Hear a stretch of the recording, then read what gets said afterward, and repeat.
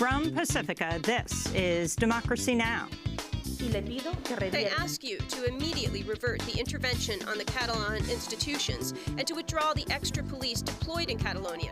These are indispensable steps to open a dialogue and recover institutional normality. Barcelona's mayor, Ada Colau, calls for Spain to remove thousands of state police who've been deployed to Catalonia ahead of tonight's expected declaration of independence, possibly triggering intervention by Spanish forces. We'll speak with WikiLeaks founder and editor-in-chief Julian Assange, who's been advising those pushing to secede on how to communicate securely even as the state pushes back.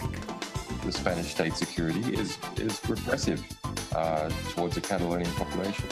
Make it easy for them to understand the structure of Catalonian society, who speaks to who, what do they speak about, who's important, who's not important, etc. So you protect yourself, you protect your friends. Then, as calls grow for gun control in the aftermath of the Las Vegas massacre, we'll speak with Bishop William Barber, president and senior lecturer of Repairers of the Breach and leader of Moral Mondays, about gun violence and violent policies.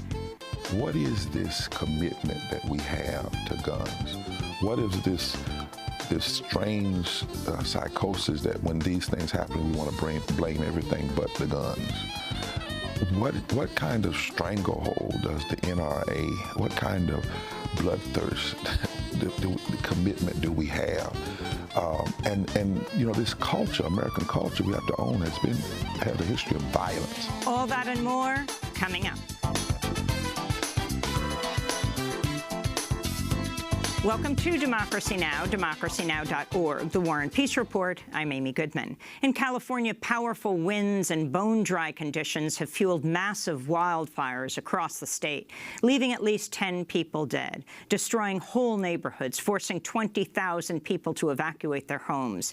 State fire officials say they're battling at least 14 major fires in 8 counties. One of the worst blazes was in the city of Santa Rosa in Northern California's Sonoma County, where fire ripped through a trailer park, destroyed homes, restaurants, and hotels, forced medical teams at the Kaiser Permanente Hospital to evacuate 130 patients as flames approached. This is Santa Rosa resident David Rollins.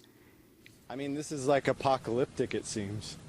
This is so out of the norm. Like, I'm from Southern California and everything's dry out there and I'm used to fires, but I've never seen anything like this in an urban area. Northern California hospitals report at least 170 people have sought medical treatment, mostly for smoke inhalation, but also for burns. Meanwhile, another massive fire in Southern California's Orange County spread across the Anaheim Hills Monday, forcing the evacuation of 5,000 homes. That blaze has scorched over 6,000 acres and is only about 5% contained. The wildfires come after the U.S. Forest Service warned last year an unprecedented 5-year drought led to the deaths of more than 100 million trees in California, setting the stage for massive fires. Climate scientists believe human-caused global warming played a major role in the drought. In Washington, D.C., the Trump administration said Tuesday it'll end the Clean Power Plan, President Obama's landmark rule on greenhouse gas emissions from power plants. EPA Administrator Scott Pruitt made the announcement standing alongside Senate Republican leader Mitch McConnell during a visit to a coal mining and construction firm in Hazard, Kentucky. Obama's Clean Power... by any regulatory body to pick winners and losers. The past administration was unapologetic. They were using every bit of power, every bit of authority to use the EPA to pick winners and losers and how we generate electricity in this country. Obama's Clean Power Plan would have reduced greenhouse gas emissions in part by decommissioning coal-fired power plants. The plan would help the U.S. partly meet its obligations under the Paris Climate Accord, though critics say it didn't go nearly far enough. Cancellation of the Clean Power Plan move drew condemnation from environmentalists, including author and activist Bill McKibben, who tweeted, "Neither flood nor hurricane nor wildfire can keep these men from their task of dismantling environmental protections," unquote. In Puerto Rico, the Trump administration's allowed a 10-day waiver of the Jones Act to lapse, restricting shipments of food, fuel, and medicine from foreign flagged ships, as nearly half the island still lacks clean water and nearly 90% lacks electricity more than 2 weeks after Hurricane Maria struck. The expiration of the Jones Act waiver comes after the fierce opposition of San Juan Mayor Carmen Yulín Cruz, who on Sunday blasted the Trump administration's slow response to the hurricane, tweeting, "Power collapses in San Juan Hospital with 4 patients now being transferred out, have requested support from FEMA, nothing." Federal Emergency Management Agency Chief Brock Long on Monday dismissed Mayor Cruz's comments, telling reporters, "We don't have time for the political noise." In Bangladesh, at least 23 people are dead and dozens more missing after a boat overloaded with desperate Rohingya refugees capsized off the coast near the country's border with Burma. The migrants were attempting to join more than 500,000 Rohingya refugees who fled an ethnic cleansing campaign backed by Burma's military. This is Syed Hussein, one of the survivors. We were 7, my 3 kids, my wife, my father-in-law, my elderly mother, and me. Among them, I alone survived. We all faced so much difficulty searching for food and surviving. They killed people and burnt down the villages and houses. We came here to save our lives. The latest deaths came as drone footage released by the Disasters Emergency Committee showed the scale of the Rohingya refugee crisis. The video shows a massive, sprawling camp of makeshift tents and shacks in Bangladesh stretching to the horizon. The International Committee of the Red Cross said Monday it's pulling most of its staff out of Afghanistan after a string of attacks on its employees there. The move follows more than 3 decades of medical work by the RCRC in Afghanistan, and as the Trump administration has increased the number of U.S. troops there. This is Monica Zanarelli, head of the International Committee of the Red Cross delegation in Afghanistan. Exposure to risk has become our greatest challenge and concern. We know that there is no zero risk in Afghanistan, and we're not aiming at that. We don't want to build differently our security than we have always done. Our security is built on acceptance and dialogue, and acceptance comes from meaningful services that can be provided to vulnerable people. In Syria, at least 11 children were killed, including 2 children, after an airstrike ripped through a market in the northwest province of Idlib. Video posted online by the Syrian Civil Defense, known as the White Helmet, showed rescue workers pulling a man and a child from a collapsed building in the city of Marat at Numan. Close local groups blame Syrian regime warplanes for the attack. In France, all 9 unions representing the country's public employees are on strike today, protesting government plans to lay off 120,000 people and roll back sick leave while cutting take-home pay. The strike by some 5.4 million workers shuttered public schools in Paris and led airlines to cancel about a third of all flights across the country. Back in the United States, Google said Monday suspected Russian agents paid for tens of thousands of dollars worth of political advertisements last year aimed at swaying the 2016 presidential election. The Washington Post reports the ads were aimed at spreading disinformation across Google's many platforms, including its search results, Gmail service, and YouTube. Managers at Microsoft said Monday they, too, were investigating whether Russian operatives paid for inappropriate pro-Trump ads on its Bing search engine and other platforms. Social media giant Facebook has said a Russian company placed thousands of ads on their network at a cost of more than $100,000, while Twitter reported last month it discovered about 200 accounts linked to a Russian campaign to influence the election. Eric Prince, founder of the now-defunct private mercenary firm Blackwater, is preparing a challenge against Wyoming Republican Senator John Barrasso in next year's primary election in the Senate race. Prince was reportedly urged to run by Steve Bannon, Donald Trump's former chief strategist and editor of the far-right news site Breitbart. Prince has financial support from New York hedge fund manager and billionaire Robert Mercer and his daughter Rebecca, who are heavily invested in Breitbart and funded Donald Trump's campaign. Eric Prince recently made headlines when the White House indicated it was considering his plan to appoint a U.S. viceroy in Afghanistan while privatizing much of the war effort. In Charlottesville, Virginia, police have issued an arrest warrant for 20-year-old DeAndre Harris, a black man who was brutally beaten by white supremacists in a parking garage last summer. Police say Harris is wanted on a felony charge of unlawful wounding for allegedly assaulting one of the far-right protesters who gathered in the city August 12th in a rally that turned deadly when 20-year-old Nazi sympathizer James Fields plowed into a crowd of counter-protesters, killing Heather Heyer and injuring 19 others. DeAndre Harris's beating was captured on video. He later recounted his ordeal to photojournalist Zach Roberts. I'm trying to get up and run, but I can't. Every time I got up, I just lose consciousness and fall back out. Till the last time I got to open my eyes and I see all my friends there and they pick me up and take me over there so I can get help. I was gassed in the head, broke my wrist, chipped my tooth, bust my lip, got a bunch of cuts and abrasions all on my knees and elbows. I got 8 staples in my head. While photos and video show at least 6 white supremacists punching, kicking, and beating Harris with large metal poles, only 2 of his assailants have been charged.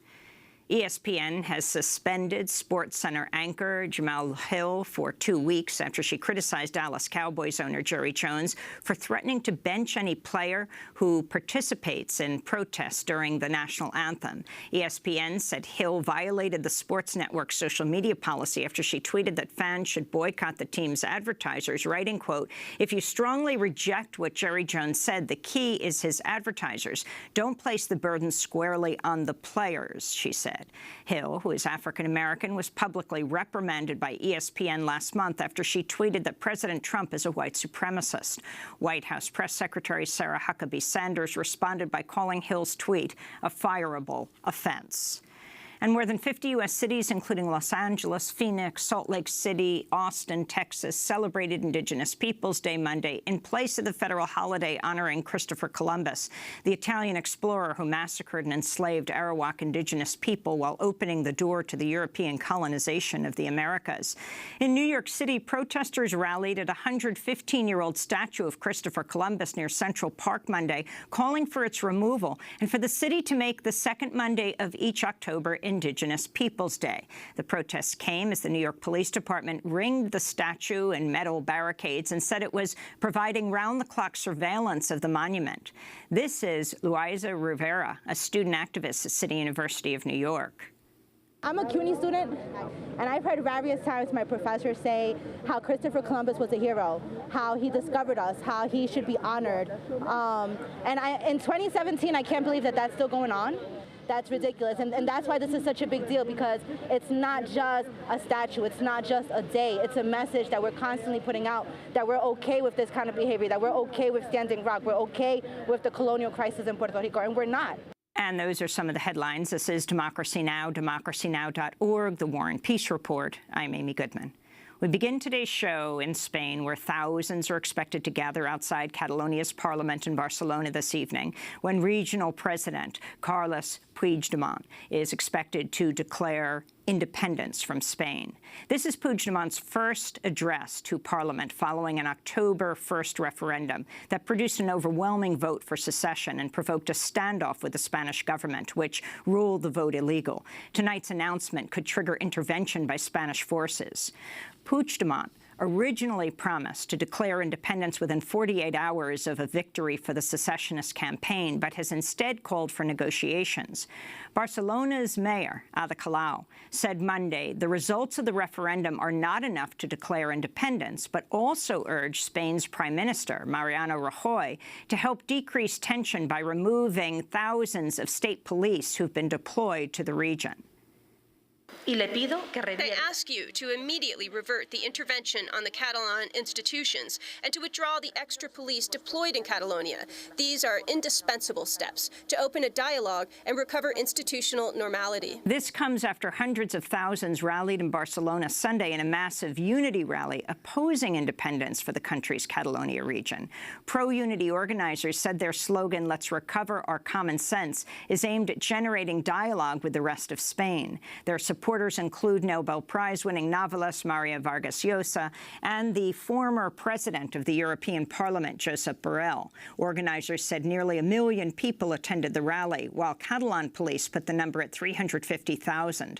In either case, the rally was larger than a mass pro-independence mobilization last week. The rally came as Catalan leaders claimed about 90% of those who voted in a banned referendum a week ago supported independence.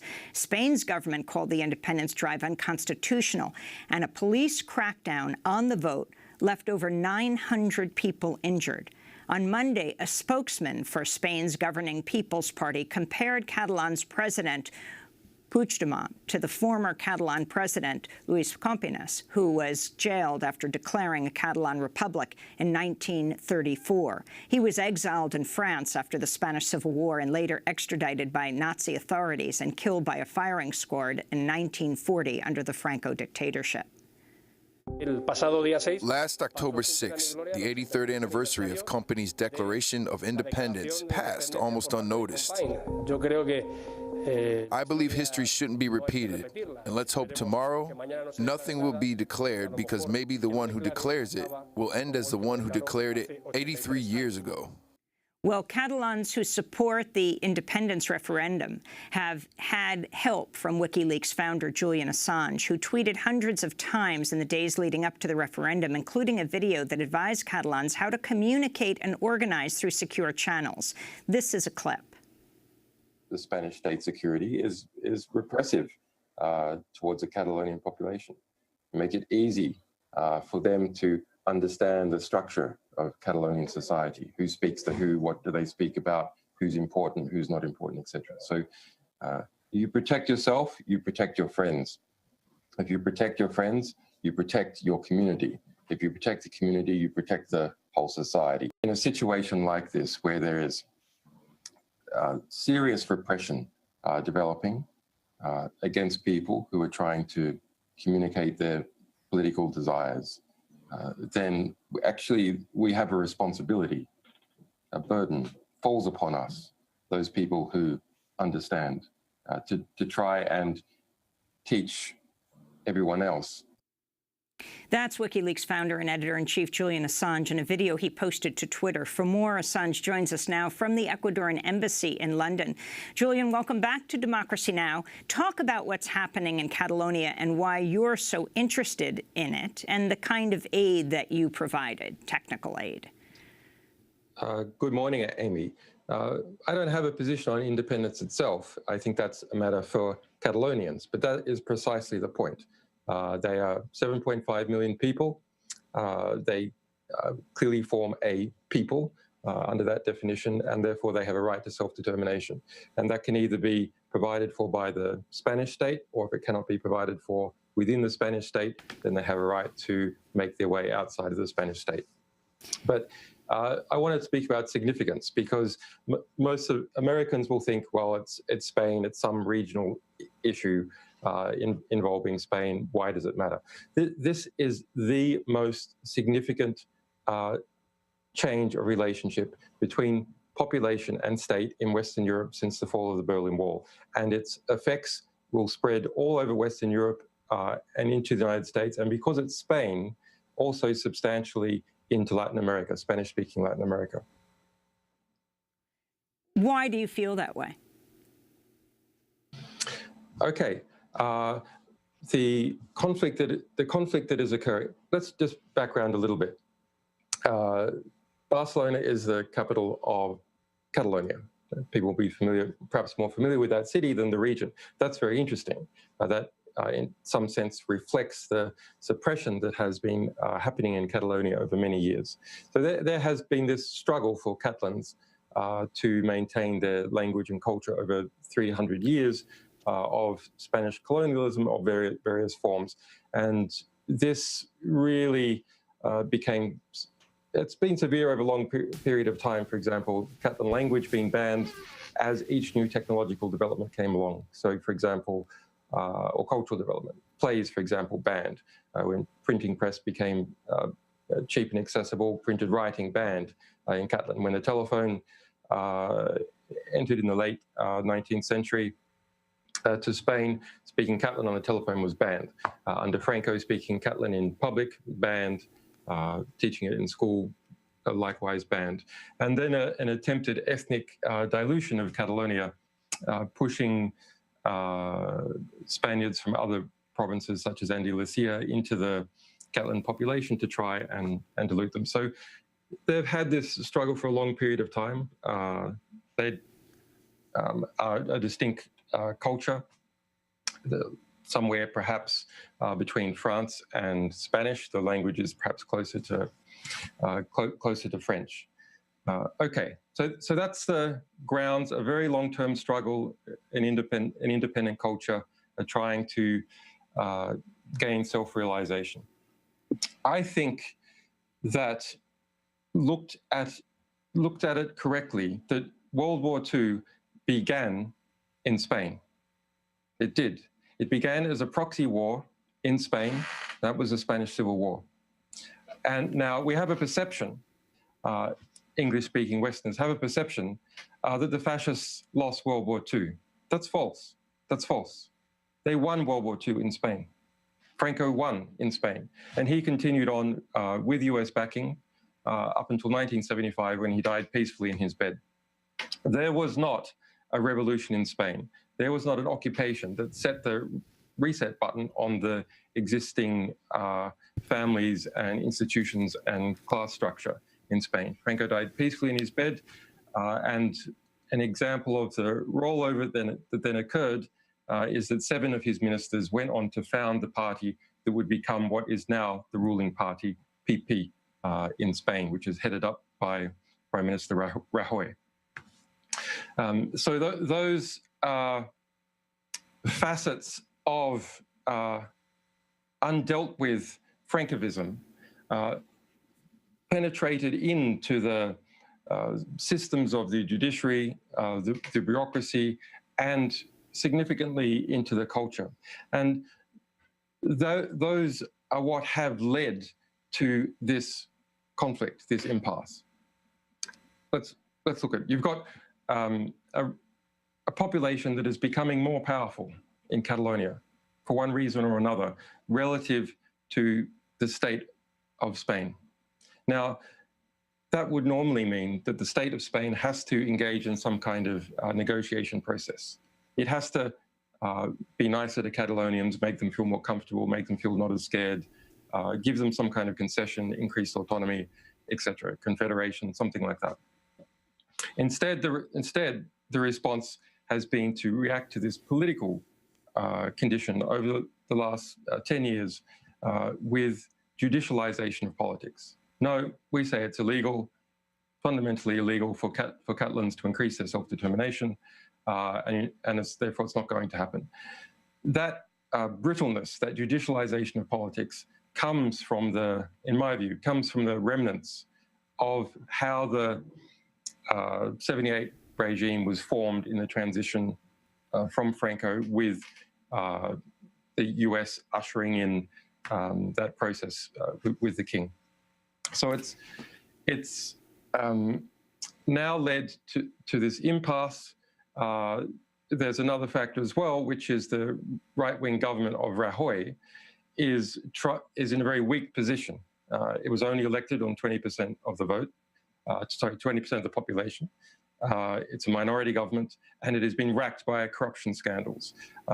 Every few days, there's news of that corruption scandal, and Prime Minister Rajoy was forced to testify about a month ago in relation to one of those corruption scandals. This is very, very serious. It's equivalent to Barack Obama or Donald Trump being forced to testify about a corruption situation. I wanted to turn to... So the government is, instead of trying to negotiate or conciliate with the struggle for Catalan independence, is instead taking a maximally hard line and instead provoking moves towards Catalan independence, including, as you mentioned just yesterday, threatening to arrest the president of Catalonia and even perhaps have him killed.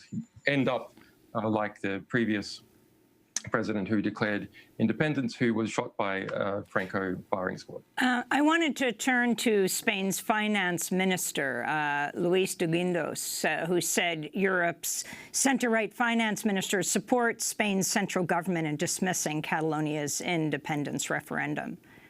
Everyone has supported the position of the Spanish government. This is not about independence. This is about a rebellion against the rule of law. The law is the basis of not only daily life in Spain, but in all of Europe. Award-winning filmmaker Isabel Coixet told El País newspaper, "Not being an independentista doesn't make you a fascist. It simply means that we think feeling Catalan and Spanish are not antagonistic concepts." The filmmaker Isabel Coixet also told The Guardian the debate about national identity has drowned out all other issues. She said, "I'm still waiting for someone to tell me what the new Catalan Republic is going to be like," she says. "Frankly, I find it hard to tell the difference between a right-wing centralist party and another one that is Catalan nationalist." Now, she was quoted saying all this before police attacked the referendum vote and hurt over 900 people. Julian. Yeah, I mean, this is it's pretty tiresome. You know, you see the so-called left in Turkey. What do they support Kurdish independence or do they oppose it? They oppose it. You see so-called left in the Socialist Party in Spain. Do they support Catalan self-determination or do they oppose it? They oppose it. So the same thing happens everywhere. That the mainstream left, if you like, the equivalent to the Democratic Party in the United States, well, their ambitions are most fulfilled. Their personal or group power is most fulfilled by merging with the state itself, and therefore they become part of the state apparatus. But the only way to keep the state honest in the ultimate calculation is that people have the right to say that they've had enough, as individuals to leave, and as a peoples or an area to push towards succession or some kind of new deal. So I find that, yeah, a bit, frankly, a bit distasteful. But I want to speak about this. Julian, let me just, I want to read you another quote. But I mean, in terms of the film director, Isabel Coixet, I don't think you could describe her as equivalent to the mainstream Democratic Party in the United States. I mean, people who are deeply anti-fascist, of course, were anti-Franco, also concerned. But again, this was before the violent attack by the Spanish police. But let me read to you from the Washington Post what Ann Applebaum wrote describing you, and I want to get your response to it. She wrote, "With the aim of dividing people, Julian Assange of WikiLeaks, who had showed no prior interest in Spanish constitutional politics, suddenly threw himself into the Catalan referendum campaign. Beginning on September 9th, began tweeting his demands for a referendum and his attacks on the Spanish government, rapidly becoming the most quoted international commentator on the subject on Twitter. Similar to the tactics used in the U.S. election, he was helped in this effort by Russian state media, as well as a network of internet trolls and automated bots, which spread his comments further. The Spanish-language edition of Sputnik, a Russian state news website, has mentioned and quoted Assange in headlines more often than it did either the Spanish prime minister or the president of the Catalan Assembly. The motives are clear enough. Anything that divides a European country is good for Russia." Can you respond to what she wrote in the Washington Post, Julian Assange? Yeah, well, this is Ann Applebaum. She's a neocon. She's the wife of the former Polish foreign minister, and she plies her trade of slander. So it's all false. I suppose that it's a positive sign in some way that that some people will see that there's some impact. But the Russian state has formally opposed this. So they were nowhere on this. The Russian media was nowhere on this situation.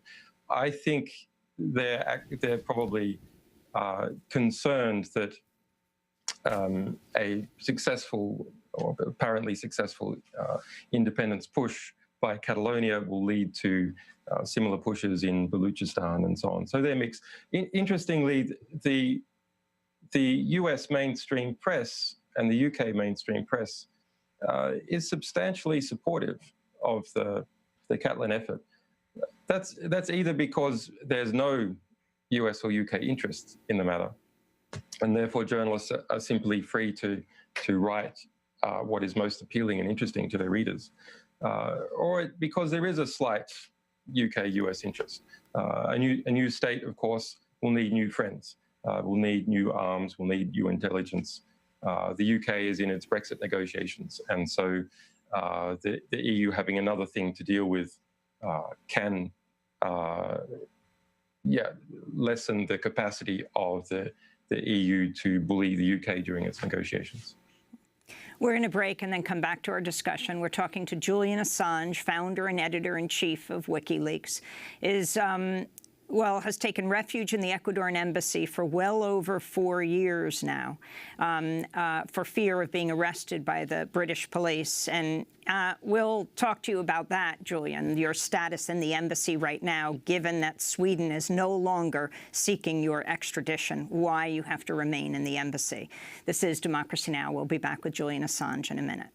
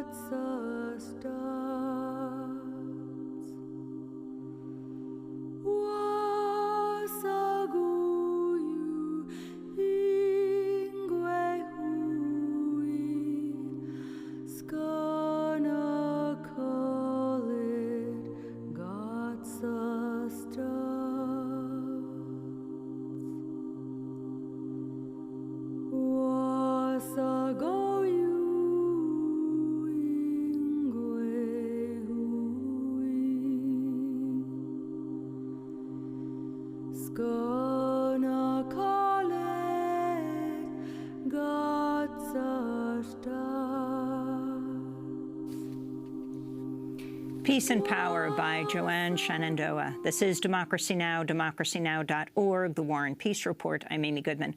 We're talking to Julian Assange, who has taken refuge, got political asylum in the Ecuadorian embassy in London for the last 5.5 years, has lived in this tiny embassy in London.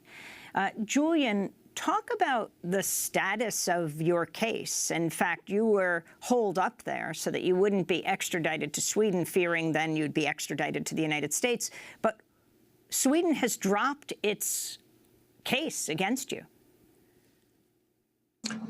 Yeah, of course. It never had a case. It was never charged. It was a, quote, preliminary investigation, which had been reopened, which had already been closed.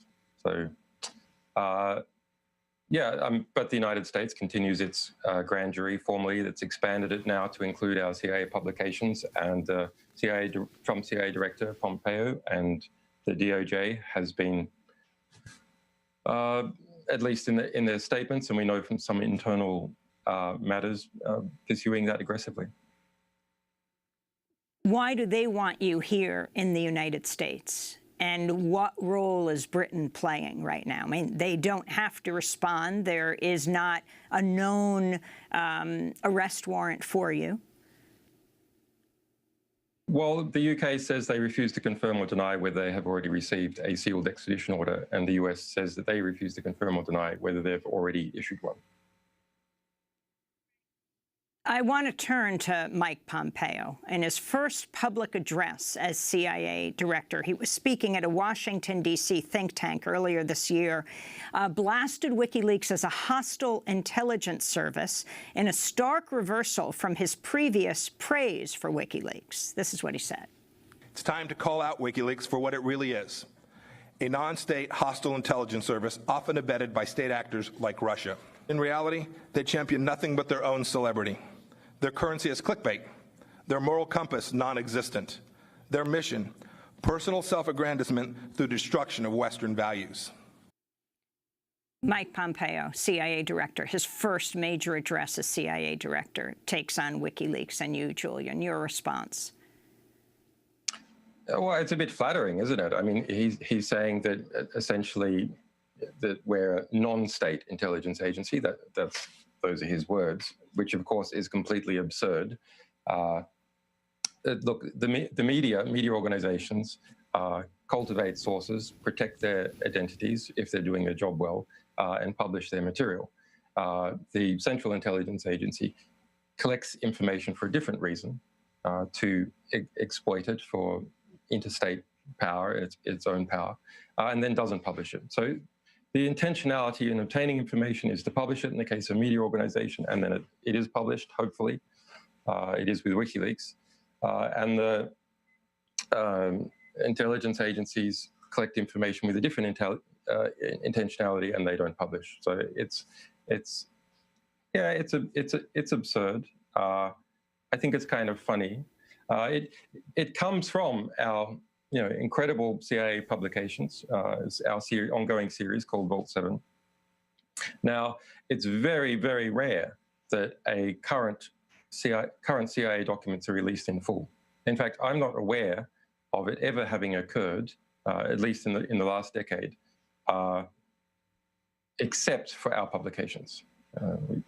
Publications prior to this year that we've done a few, and this year as well. So it's deeply humiliating for the CIA in front of other intelligence agencies that it has to deal with, and with the FBI, to be perceived as incompetent in that way, which it is dangerous. Were you surprised to hear the Trump administration attacking you? This is Pompeo. Now, of course, Trump also attacks his own people and has different points of view on issues like Rex Tillerson, who he's supposedly having lunch with, who supposedly called him a moron. At least he said at least Tillerson did not deny that he had done this.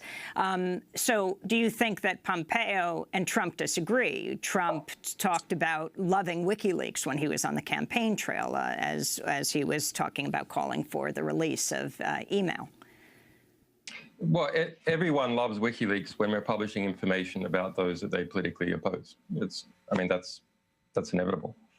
And when we start publishing information about, Trump's CIA, of course, the attitude changes.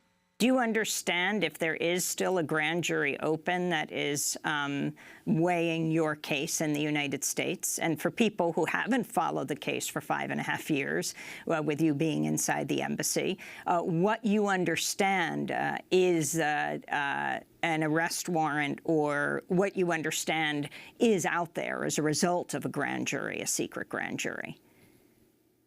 The US government and the UK government behave as if there is a sealed indictment in terms of their refusal to talk about it, their interactions with our lawyers, and so on. So they either have one or they have a virtual one. Do you see yourself? The grand jury has been expanded now from our war crimes publications about Iraq and Afghanistan, the ones that are alleged to have been associated with Chelsea Manning, to now include the CIA publications. I want to get your opinion on all of the news that's breaking right now. On Monday, Google said suspected Russian agents paid for tens of thousands of dollars worth of political advertisements last year aimed at swaying the 2016 presidential election. Managers at Microsoft said Monday they, too, were investigating whether Russian operatives paid for inappropriate pro-Trump ads on its Bing search engine and other platforms. Social media giant Facebook has said a Russian company placed thousands of ads on their network at a cost of more than $100,000. CNN reports a number of ads specifically targeted Michigan and Wisconsin, two states crucial to Trump's victory in November. And Twitter reported last month it discovered about 200 accounts linked to a Russian campaign to influence the election. This comes as the head of the U.S. Senate Intelligence Committee said last week it's reached the conclusion that Russia did interfere in the 2016 U.S. presidential election. Republican Senator Richard Burr said his committee is still examining evidence to determine if there's any collusion between Moscow and the Trump campaign. Your response to all of this, WikiLeaks editor-in-chief Julian Assange? Well, I think there's a very good article recently published in The Nation which goes through all of that, and it's shown to be nearly all fiction. The parts that you can actually determine, where you can compare with internally contradictory statements or other things, shows that it's nearly all fiction. Whether there's any truth to it, I don't know. We haven't researched that. Yeah, I would say that I think it's very concerning to see this neo-McCarthyist hysteria, very, very dangerous in geopolitical terms. And of course, its attempt to, to unite the Democratic Party, CIA structures together and the media in their assault against the Trump regime. But I think there's plenty of important things to criticize the Trump administration about. For example, their promises to help the working class, but in fact, trying to push forward enormous tax cuts for the rich. And that these are the things that should be concentrated on, not leaping into an insane bout of anti-Russian hysteria. Julian Assange, I wanted to ask you about Roger Stone. In March of 2016, he posted on Facebook that he, quote, never denied that Assange and I had a mutual friend who told me WikiLeaks had the goods on HRC, that's Hillary Rodham Clinton, and would begin disclosures in October. He did, and they did. I didn't admit it. I announced it, unquote. In a series of tweets, which he later deleted, Roger Stone also attacked a woman who challenged him on Twitter, writing, quote, you stupid, stupid, B-word, never denied perfectly legal back channel to Assange, who indeed had the goods on crooked Hillary. I now wanted to talk about the latest, Roger Stone going to testify before the Senate Intelligence Committee. And what came out of that, your response to that? Roger Stone has been trolling Democrats all his life, and he's doing exactly the same thing in order to elevate his profile. That's all. You can look at our statements at the time. He didn't say anything that I hadn't been saying in public at the time. So let me turn to Democratic Congressman Adam Schiff speaking at a hearing of the House. Just say that the effectiveness of that trolling just shows you how mad the U.S. political culture has become. Is Roger Stone presented as a credible character in his statements? Is that a credible person? Do Democrats think that he's credible? Well, I think the issue is his closeness to Trump and whether or not you think Trump or Roger Stone is credible. Look, he's if he had something to worry about, why would he be deliberately playing it up constantly? He doesn't have anything to worry about. That's why he's playing it up. What do you mean? He doesn't have anything to worry about because there is no back channel. There was never a back channel. We've said it at the time. He's produced no evidence of it. We've complained about it. He's simply trolling the absolute, they want to be trolled. They don't care. They don't care what the truth is at all.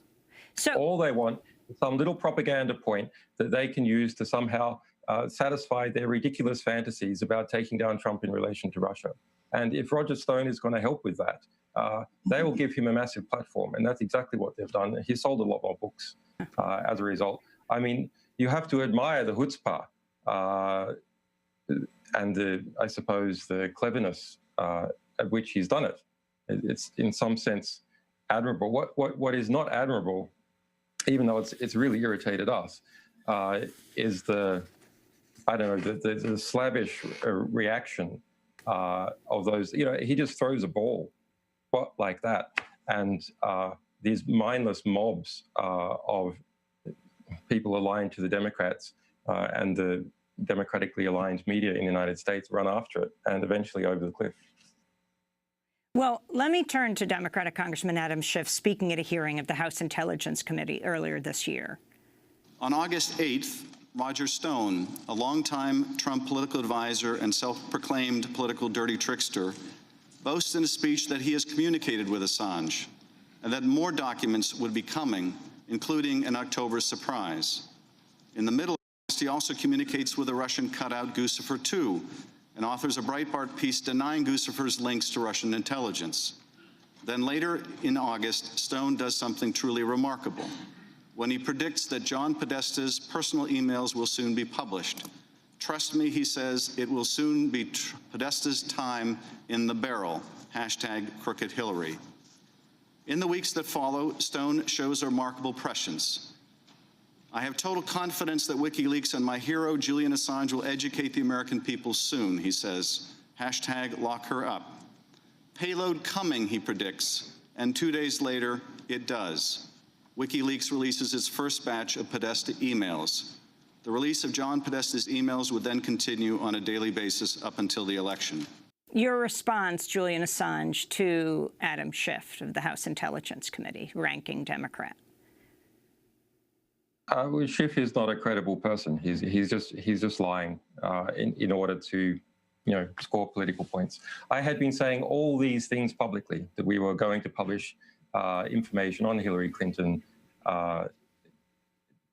before the election. Yeah.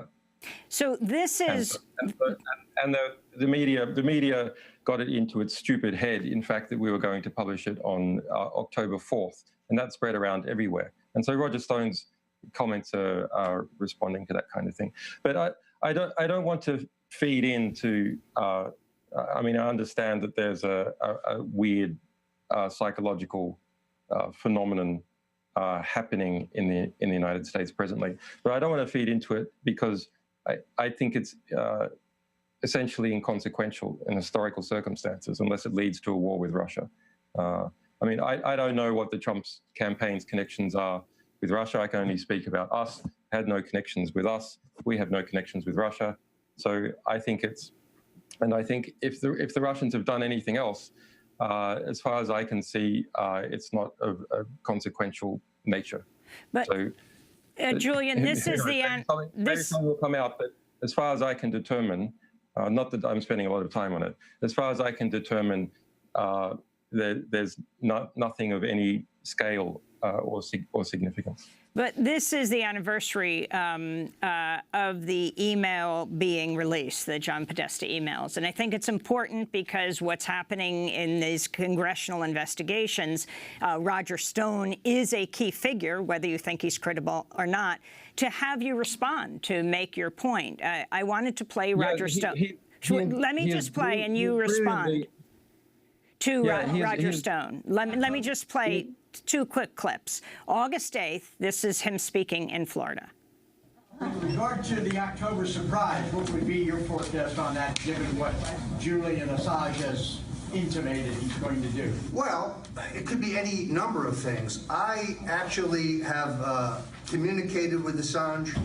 I believe the next tranche of his documents pertain to the Clinton Foundation, but there's no telling what the October surprise may be. Was he lying, Julian? Well, as you said, he just said that they were pertaining to the Clinton Foundation, which he was wrong. He's just repeating what I said in the press. So then, more recently, let's turn to Roger Stone speaking to reporters following his appearance in this closed hearing of the House Intelligence Committee. His interview with lawmakers was part of the investigation into Russia's meddling in the 2016 election. I made the case that the accusation that I knew about John Podesta's email hack in advance was false, that I knew about the content and source of the WikiLeaks disclosures regarding Hillary Clinton was false, and that my exchange with someone claiming to be Goosefer 2.0, when viewed through the context, content, and timing, was benign and innocuous. Stone also told reporters he declined to name his WikiLeaks intermediary during the interview.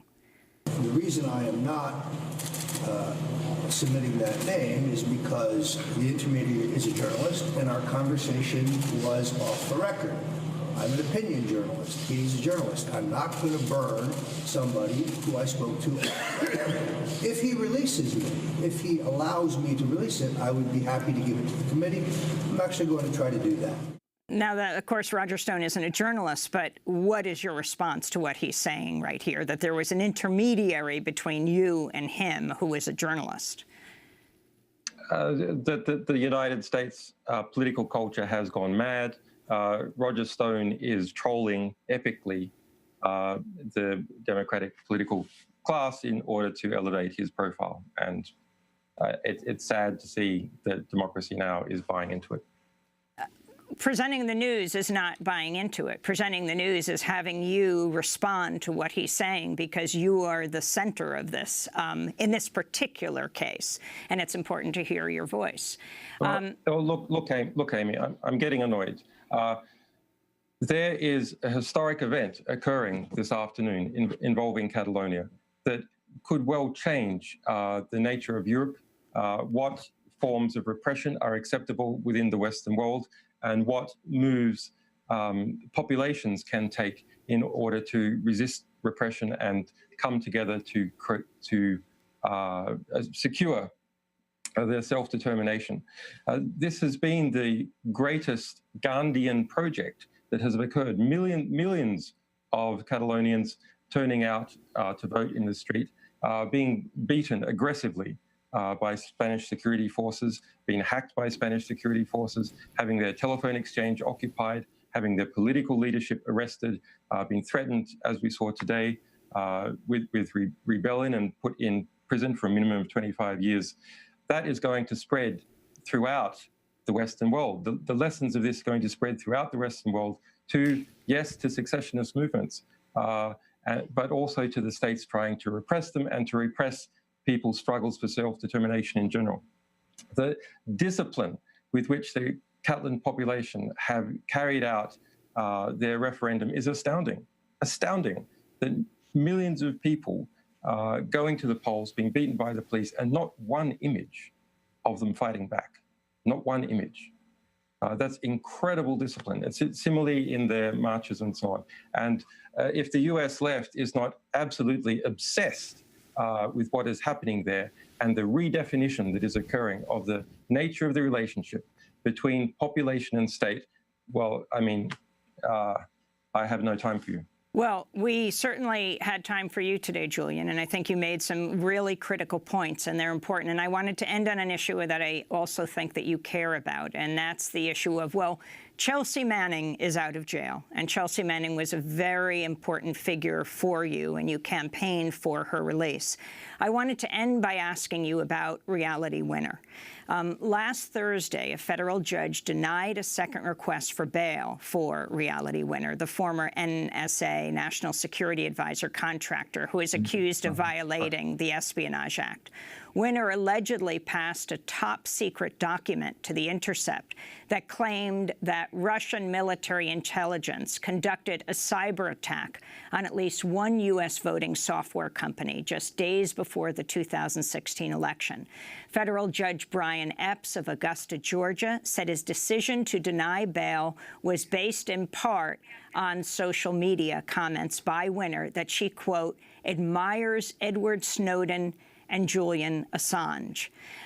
We've just lost the video of Julian, but I think we still have audio. And Julian, I was wondering if you can respond to the judge. We have your audio.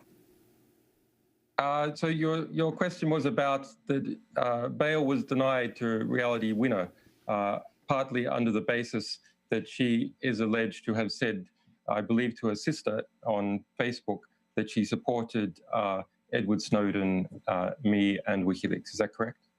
Yes, the judge talking about her admiration of Edward Snowden and Julian Assange.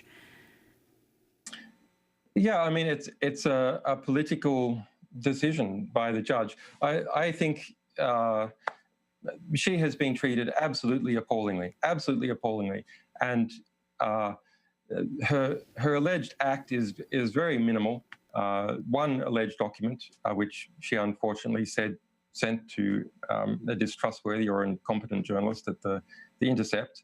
Intercept's a great publication. I admire them very much. But if they don't fire the person responsible, it brings enormous distrust and discredit on them.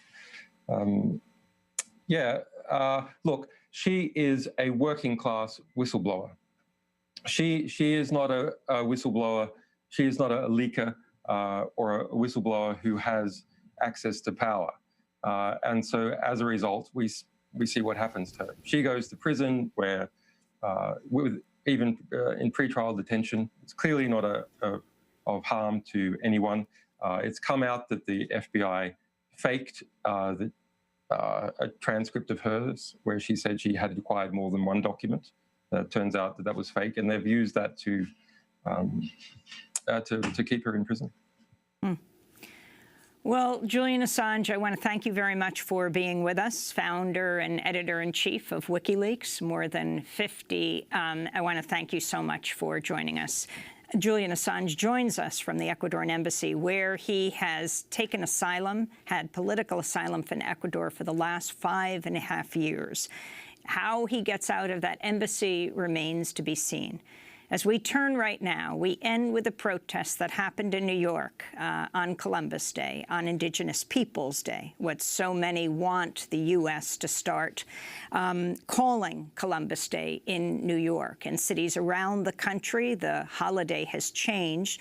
Los Angeles, Phoenix, Salt Lake City, Austin, Texas celebrated Indigenous Peoples Day in place of the federal holiday honoring Christopher Columbus.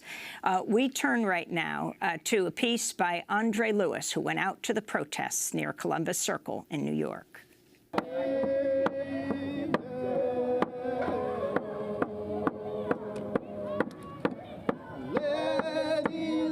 My name is Loaiza Rivera, and I'm representing the Oscar Mandela Committee for Decolonization and the Boricua Unity and Power Outreach. We're here in support of Decolonize This Place and their anti-Columbus Day tour. I'm a CUNY student, and I've heard various times my professors say how Christopher Columbus was a hero, how he discovered us, how he should be honored. In 2017, I can't believe that that's still going on.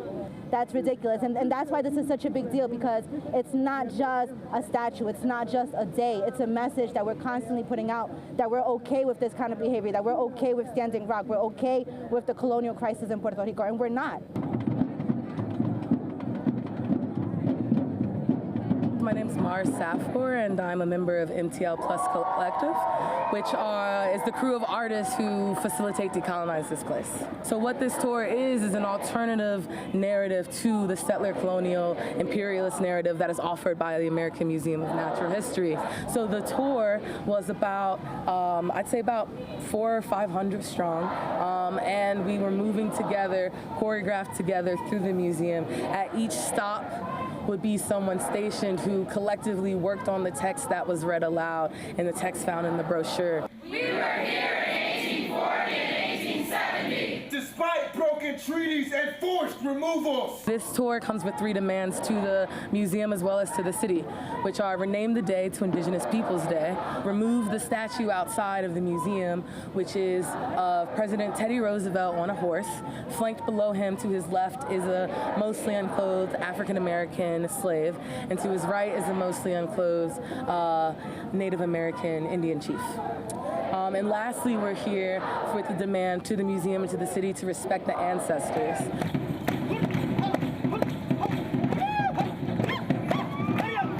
My name is Elijah London. I'm with my school, and I'm from Bed-Stuy, Brooklyn, New York. We came out here because we wanted to talk about what did Columbus Day truly mean. And when we watched more in depth, we realized that Columbus Day, at the beginning of Columbus Day, was trying to deceive us from the truth, and knowing that it's actually a horrible day. I think it's important for us to show up because it's basically showing a way of how that we can spread the truth to others and they won't be deceived at this holiday being so special. Thanks, everyone. For me, when I think about this museum, when I look at the statue, and when I look at the statue of Columbus, or I look at the statue of Dr. J. Marion Sims, I'm thinking of the little black and brown and indigenous kids who are walking around the city, right, who are being told visually over and over again that their lives do not matter. And in 2017, quite frankly, we're not here for it. We've never been here for it, and what we're trying to do here is get people across struggles to stand together, not just this is the statue I want taken down, but these are the statues that we want taken down. And really for me, it means a lot for our youth, and having them grow up in a place where they can see themselves, accurate representations of themselves, not something like that's represented in the statue that's behind me. Special thanks to Democracy Now!'s Andre Lewis. Democracy Now! Produced by Mike Burke, Renee Felst, and Ian Guzder. I'm Amy Goodman. Thanks for joining us.